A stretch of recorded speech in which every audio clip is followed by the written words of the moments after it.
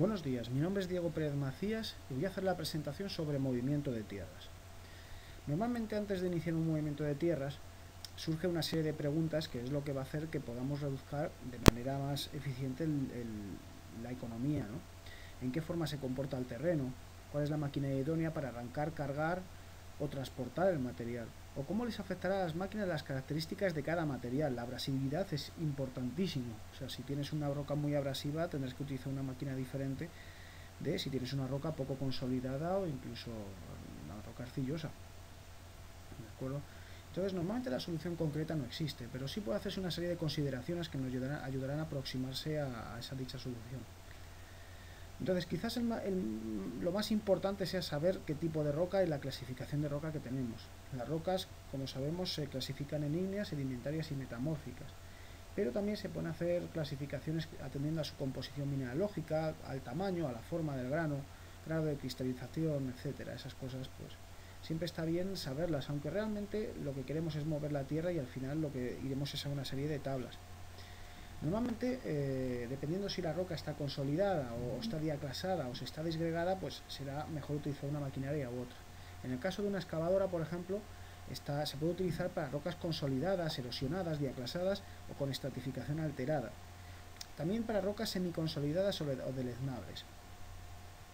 Entonces, los principios básicos nos dicen que en toda excavación siempre nos encontramos con tres operaciones básicas: el arranque, la carga y el transporte. ¿De acuerdo? Existen máquinas que solamente sirven para hacer una de las operaciones, como un dumper, que solamente sirve para transportar. Sin embargo, en el caso de una excavadora también sirve para arrancar y cargar el material.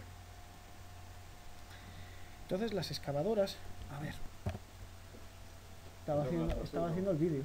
No, ya tenía que hacer un trabajo. Joder. Las primeras excavadoras hidráulicas hicieron su aparición en la década de los 50 y estaban diseñadas como herederas de las excavadoras de cables. ¿Por qué? Porque solían tener una serie de ventajas que estas no tenían. Por ejemplo, la eficiencia y sobre todo la fatiga de los materiales. El cable, como hemos visto, se fatiga y tiene una serie de problemas que hay que evitar. Este tipo de maquinaria la subsana. ¿De acuerdo? Entonces, en 1963 aparecen en Estados Unidos las primeras excavadoras hidráulicas. Eran capaces de abrir zanjas de gran envergadura y presentaban aún una traslación y rotación totalmente mecánica, entonces tenía una serie de problemas como elevado peso, muy pequeña capacidad de superar pendientes o falta de movilidad. Sus circuitos hidráulicos todavía eran de baja presión y por tanto había que utilizar grandes cilindros aumentando el diámetro para poder compensar dicho problema. Entonces, en 1968 aparecen las primeras excavadoras hidráulicas, con el patrón que hoy día conocemos, equipadas con circuitos de alta presión y enteramente hidráulicas. Una excavadora hidráulica consta de tres partes principales: el tren de rodaje, la superestructura y el equipo de trabajo. El tren de rodaje proporciona a la excavadora una plataforma estable sobre la que trabajar y provee a la máquina de la movilidad necesaria para orientarla y colocarla en posición idónea. En el mercado se encuentran tres tipos de trenes de rodaje para excavadoras: el estándar, para aplicaciones varias; el de servicios extremos o heavy duty, mucho más reforzado y con materiales tratados especialmente, que puede tener algún rodillo tensor más que el anterior; y siendo este último el tren de rodaje en el que se montan las excavadoras que trabajan en frentes de cantera, por ejemplo. Yo, que soy ingeniero de minas, son las que más me interesan, este tipo. Por último, existe un tren de rodaje de mayor longitud que el estándar y que proporciona un menor peso por centímetro cuadrado, que es el idóneo para trabajar en terrenos pantanosos. Es conocido como el Long Carrier, LC. Entre el tren de rodaje y la superestructura suele existir un bastidor en forma de H que apoya el bastidor de rodillos y que a la vez sirve de plataforma de apoyo al motor, componentes hidráulicos o cabina.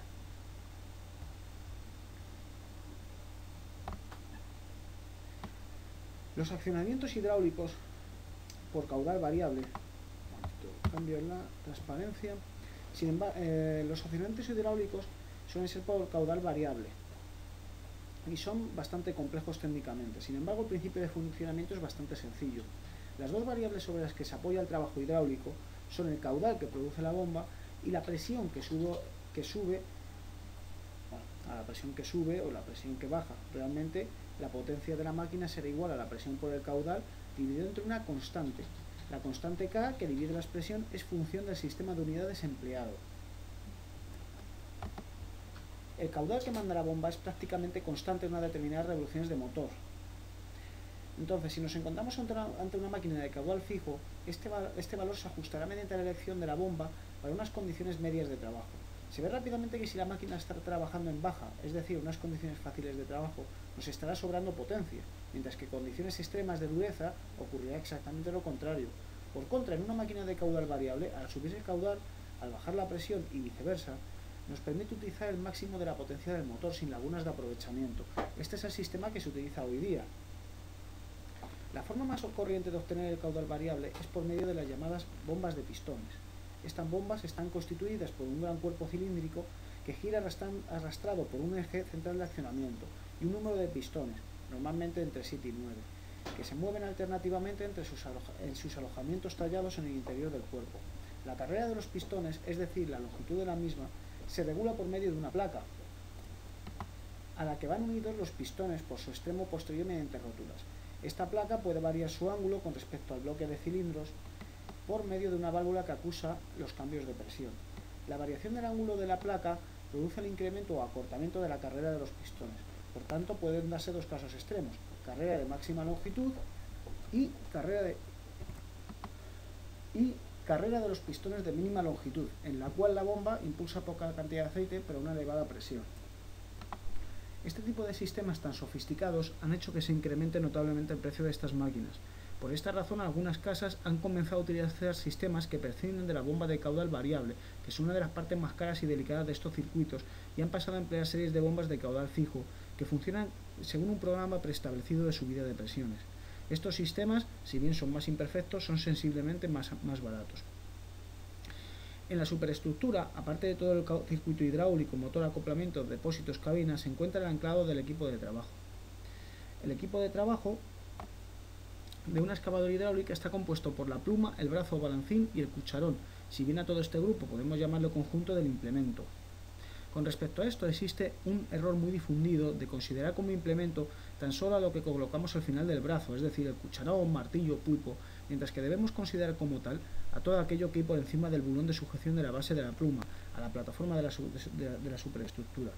Debido a que la longitud de la pluma y el brazo serán factores que repercutirían directamente tanto sobre la fuerza del arrancamiento como en el alcance de la excavadora, existen varios tipos de plumas de las excavadoras, tales como la pieza o monobloque propia para excavadores de tipo general y de profundidad en medias, la pluma de 2 piezas o de corredera más pesada, pero que permite variar el alcance y por tanto la adaptación a este tipo de trabajo. Los tipos de trabajo más frecuentes efectuados por este tipo de máquinas son los de apertura de zanjas.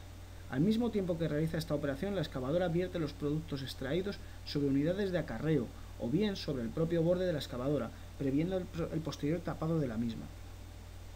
La excavadora puede realizar como máquina única todas las operaciones nombradas, si bien deberá ir provista de una cuchara bivalva u hoja bull, toro en inglés, para el relleno. Asimismo, es muy interesante que posea velocidad regulable en la bajada de la pluma, para aumentar la precisión en la colocación de los tubos. El ciclo de trabajo de estas máquinas está compuesto por los siguientes tiempos: carga del cucharón, giro con la cuchara cargada, descarga sobre la unidad de acarreo o giro con el cucharón descargado. Los factores que más influirán en estos tiempos de ciclo será el diseño de la excavadora y la fuerza de arrancamiento determinada y una fuerza de arrancamiento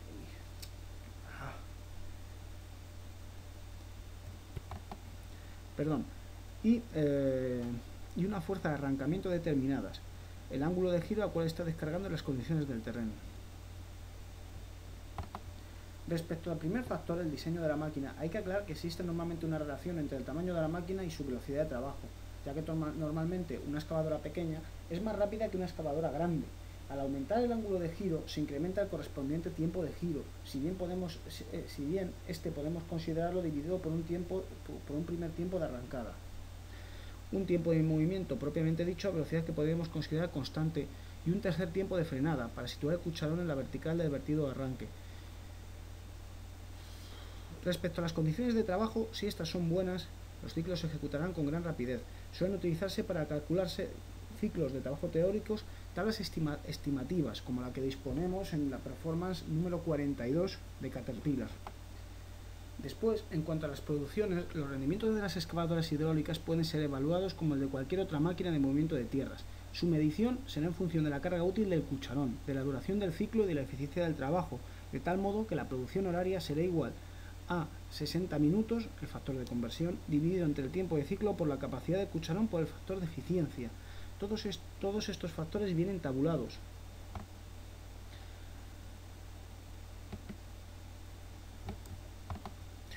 Y la excavadora sobre todo se utiliza para hacer carga frontal. Esta suele ser mucho más rápida que la carga trasera.